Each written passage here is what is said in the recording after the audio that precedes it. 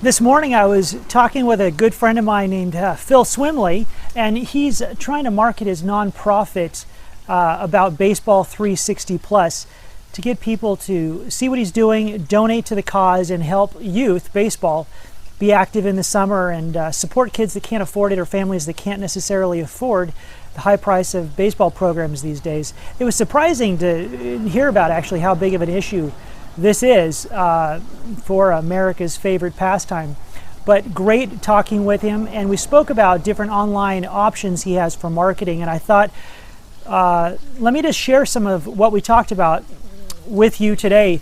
If you have a nonprofit, if you need to be marketing it online, I realize that online marketing for you today is cheap and cheerful, and it's a fantastic opportunity because there's so much you can do. First off, you got to have a nice website. You don't have to have it be spectacular, high-end design, but it's got to say what your message is, say what your passion is, say what you're trying to raise donations for. So your basic information, why you're doing it, why it's so important, and that you are a nonprofit with all the proper nonprofit codes, 401c3, or what have you, and that it is tax-deductible donations when you do donate to it, and that you can click on a button, do a donation, the donation goes to the right place, it's secure, and that type of thing. Phil's site does all that. It was great. We did a few tweaks on it, but have a good basic website to get the traffic and let people do the donations.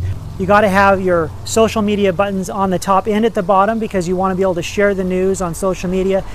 Your basic social media for nonprofit, it's got to be Facebook. That's huge. That's the biggest one. So Facebook, Twitter, have a YouTube channel, Instagram. That's huge now. With those basics, and Google Plus as well. So have them, actively use them. When you share news, you share it on Facebook, you share it on Twitter.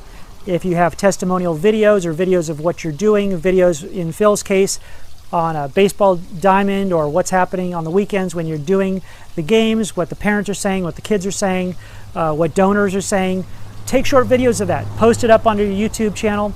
Then you can put those videos on your website or put them in a newsletter. You can also share right from YouTube to Twitter and Facebook. So just keep that news going out. It doesn't take a lot of effort, but just a few minutes each day, and just keep the updates going out to your audience on all your social media channels.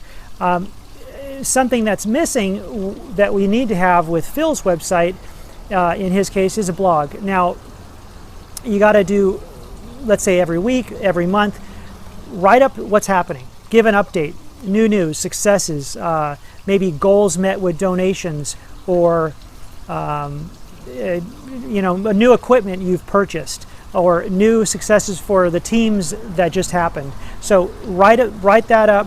You want to put it in a newsletter, get it out. It's going to go on your website. So your first place you're going to post it is on your website.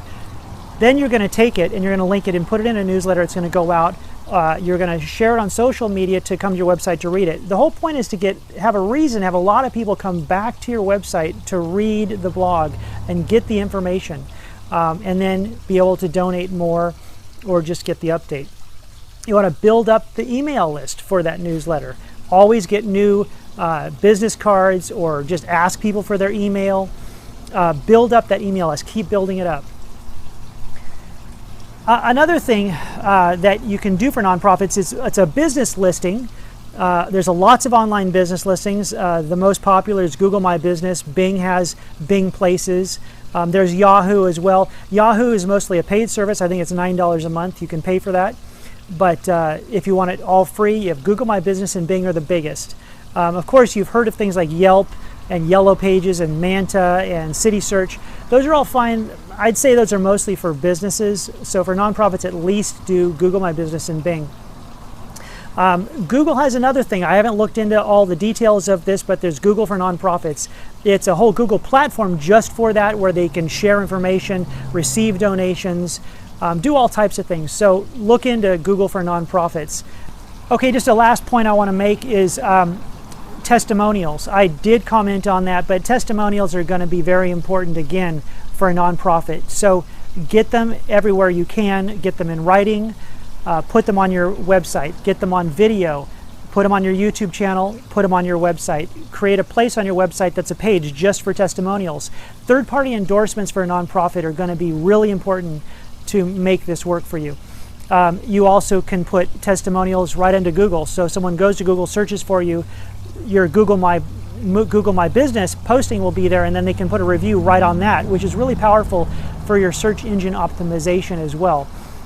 Okay, there you go. I hope these points and tips will help in your work for your nonprofit, and even for your business. You can use some of these tips as well. So thanks for watching.